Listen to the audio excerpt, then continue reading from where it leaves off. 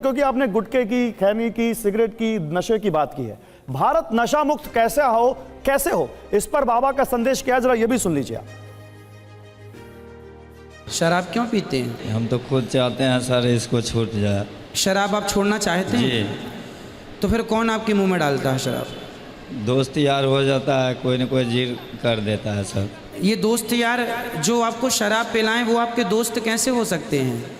जो आपको गलत रास्ता बताए वो आपका दोस्त है कि दुश्मन? इसलिए आपका दोस्त मैं हूँ। ये दास अनिरुद्ध को अपना दोस्त बनाओ। आज से हम आपके दोस्त। और जो आपको शराब पिला रहे हैं ना, वो आपके दोस्त नहीं है। और देखिए इसी पर एक सवाल है, क्या अनिरुद्धाचार्य जी महाराज की अच्छी बात भी लोगों को बुरी लगती है? एक सवाल ये भी है। आप अच्छी बात करते हैं लेकिन कई बार आप ऐसे शब्दों का इस्तेमाल कर जाते हैं कि लोगों को बुरा लग जाता है। आपने कह दिया गुटखा खाने वाले लोग 2 कौड़ी के होते हैं, शराब पीने वाले लोग 2 कौड़ी के होते हैं। तो आपके हिसाब से महान होते हैं?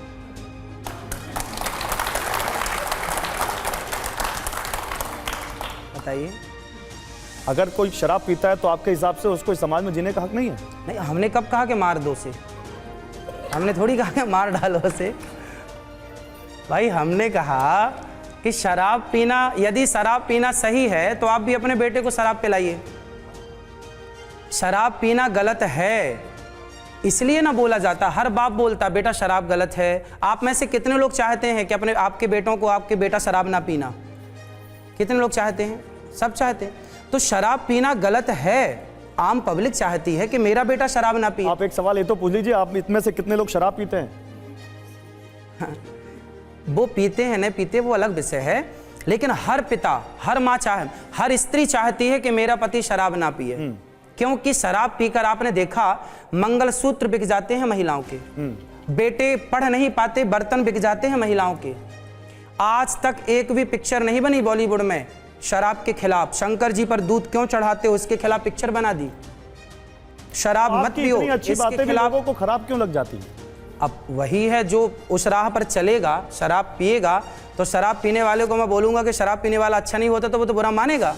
आप में से कोई कुछ पूछना चाहता है? ठीक है, एक और यहाँ पर हमारे साथ यहाँ पर हैं शख्स, वो कुछ पूछना चाहते हैं। जी, क्या पूछना चाहते हैं आप?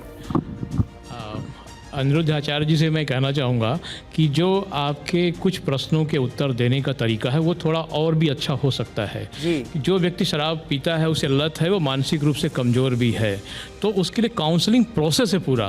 तो यदि आप उसे समझाकर काउंसलिंग प्रोसेस पे रख देंगे तो शायद वो आपके दिए गए उत्तर को सहज ढंग से स्वीकार करेगा और उसमें सुधार आएगा। लेकिन यदि आप उसे सीधे ही अटैकिंग करेंगे, हर्ट करेंगे, तो वो उस शिक्षा को ग्रहण नहीं करेगा। इनका कहने का मतलब है आप लोगों को डांटने लग जाते हैं सिखाते सिखाते। भैया काउंसलिंग रोज 3 घंटे कथा आती है और आपको आश्चर्य होगा और आप खुशी मनाएंगे इस बात की कि आज तक भागवत सुनकर रोज 3 घंटे में काउंसलिंग करता हूं, रोज पर डे। आज गैप था, कल कथा पूरी हुई, कल से फिर कथा स्टार्ट, आज गैप था तो आज यहां आया। पर डे 12 महीने 365 दिन लगभग रोज 3 घंटे काउंसलिंग करता हूं, जिसमें आज भारत में लगभग लाखों लोग शराब छोड़ चुके हैं और मांस छोड़ चुके हैं। इस तरह की काउंसलिंग जो वैज्ञानिक विधि है इन तरह की लतों को छुड़ाने की, वैसी काउंसलिंग करनी चाहिए। आप उपदेश दे रहे हैं, ये काउंसलिंग का प्रोसेस नहीं है। भाई उपदेश दें या कैसे भी करें, अर्थ ये है कि शराब छूटनी चाहिए। लाखों लोग छोड़ देते हैं। ठीक है, लेकिन अभी आपके ऊपर क्या आरोप लगा? आप उपदेश देते देते लोगों को डांटने लगते हैं। डांटते नहीं, वो तरीका है बोलने का। डांटते नहीं है, तरीका है बोलने का। ठीक है, लेकिन आपने एक और तरीका कुछ बताया है जिस पर लोगों को आपत्ति है। अगला क्या इल्जाम है अनिरुद्धाचार्य जी पर लेकर आइए। अनिरुद्धाचार्य महाराज ने हनीमून की व्याख्या किस तरह की है, जरा यह भी सुन लीजिए। अब तुम शादी के बाद सीधे भाग गए हनीमून में। अब वो संतान जब तुम्हारी होगी तो वो भी कैसी होगी? अब ये छोटे छोटे बच्चों को प्यार हो रहा है। क्यों हो रहा है? क्योंकि बस यही है, माँ बाप का आचरण आया है। माँ बाप भी हनीमून मनाने गए थे तो वही संस्कार लेके बच्चे भी पैदा हो गए हैं कि ये अभी से मनाएंगे। अब जैसा बाप वैसे ही बेटा। और इसी से जुड़ा अगला सवाल, क्या अनिरुद्धाचार्य जी महाराज हनीमून के खिलाफ हैं? सवाल दिखाइए। अच्छा, इससे पहले आप में से कितने लोग हनीमून पे गए थे? हाथ उठाइए। गए थे कि नहीं गए थे? झूठ मत बोलिएगा। कोई नहीं गया, सब संस्कारी हैं। कोई नहीं गया? महाराज जी कोई नहीं गया इनमें से। सब संस्कारी है। लेकिन जो हनीमून पे जाते हैं क्या वो गलत होते हैं? देखिए हमारे यहाँ का रिवाज क्या है, शादी करो और शादी के बाद सबसे पहले क्या होता है, दशरथ जी ने, राम जी का जन्म हुआ उसके पहले दशरथ जी ने क्या किया, यज्ञ किया। यज्ञ के बाद राम जी का जन्म हुआ। हमारे भारत में जो परंपरा है वो ये रही कि जब हम विवाह करते हैं तो सबसे पहले हमारी अर्धांगिनी आती है और हम सब दोनों कुल देवताओं का, कुल देवियों को प्रणाम करते हैं, ग्राम देवताओं को प्रणाम करते हैं, भगवान के चिंतन के साथ, भगवान की शरणागति करके फिर अपना गृहस्थ जीवन स्टार्ट करते हैं। हम विवाह क्यों किए? अब मैं आपसे एक सवाल कर लूं, आपने विवाह किया है? जी। क्यों किया है? क्यों किया? क्योंकि मुझे दाम्पत्य जीवन में जाना था। क्यों जाना है दाम्पत्य जीवन में? क्या प्रॉफिट है उसके, क्या फायदे हैं? नहीं, मैं आपसे सवाल यहाँ पे जवाब देने नहीं आया हूँ, मैं आपसे सवाल पूछने आया हूँ। ऐसे करेंगे तो बहुत सारे सवाल हैं। देखिए हमारे भारत में, मैंने प्रश्न ना लॉजिकली किया है, आप समझिएगा। एक बहुत बड़ा अर्थ मैं बताऊंगा इसका, आपको पता नहीं है और आप जितने यहाँ बैठे हैं शायद किसी को पता हो। हमारी हिंदू संस्कृति में यदि ये सवाल आपसे पूछा जाए कि आपने विवाह क्यों किया है, तो 99% लोग इसका उत्तर नहीं दे पाएंगे कि हमने विवाह क्यों किया है। विवाह करने का उद्देश्य क्या है वो लोग नहीं जानते और विवाह कर लेते हैं। हमने विवाह क्यों, आप हमसे पूछिए कि आपने विवाह क्यों किया है, हम बताएंगे। हमने विवाह इसलिए किया है क्योंकि हमारे सनातन धर्म में बिना विवाह के यज्ञ का अधिकार नहीं होता। जब पत्नी आती है तो आपने देखा होगा विवाह एक यज्ञ है, इसलिए मंडप के नीचे पंडित जी आपको सबसे पहले यज्ञ कराते हैं और उस यज्ञ मंडप की 7 प्रदक्षिणा होती हैं।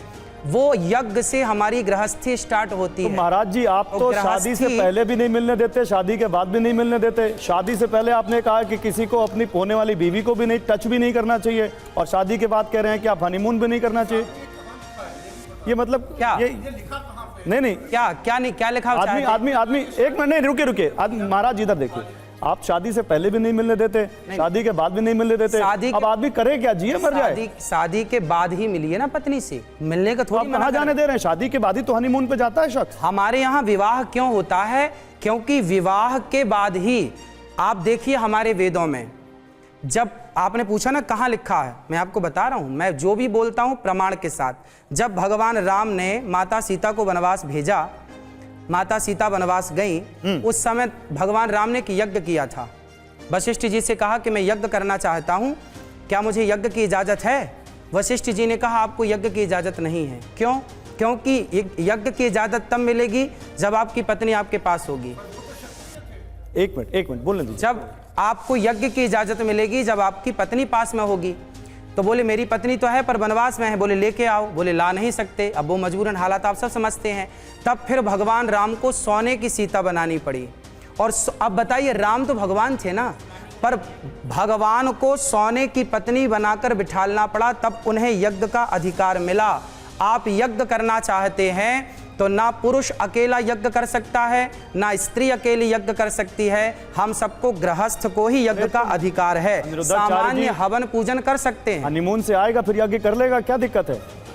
भाई शुरुआत अच्छी हो, शुरुआत अच्छी होगी तो भविष्य अच्छा होगा, समझिए। अच्छा, यज्ञ करके पूरी जिंदगी तो आपको घूमनी है, कौन मना करेगा? यज्ञ पूजा करके हनीमून पे चला जाए तो दिक्कत नहीं है आपको? यज्ञ करके चला जाए हनीमून? हाँ, यज्ञ करे, पूजा, जो घर के कुल देवताओं को तो प्रणाम करे। पहले जमाने में जो ऋषि मुनि होते थे जो शादी नहीं करते थे वो यज्ञ नहीं करते थे, आप ये कह रहे हैं? क्या मेंशन किया, क्या बोला? सामान्य जो विशेष बड़ा यज्ञ है वो यज्ञ गृहस्थ, इसलिए वशिष्ठ जी गृहस्थ थे। अच्छा, अब इसमें यज्ञ का भी अकॉर्डिंग टू द कन्वीनियंस चीजें हैं कि आप कब शादी करेंगे तो कौन सा यज्ञ करेंगे, शादी नहीं करेंगे तो कौन सा यज्ञ। ठीक है, ओके। सवाल के शास्त्रों में इसका वर्णन है। यदि आप शास्त्रों पर बिलीव करते हैं तो आप मानिए कि वशिष्ठ जी, हमारे जितने अधिकाधिक संत हुए हैं वो सभी संत गृहस्थ थे। सभी संत हमारे अधिकाधिक गृहस्थ थे।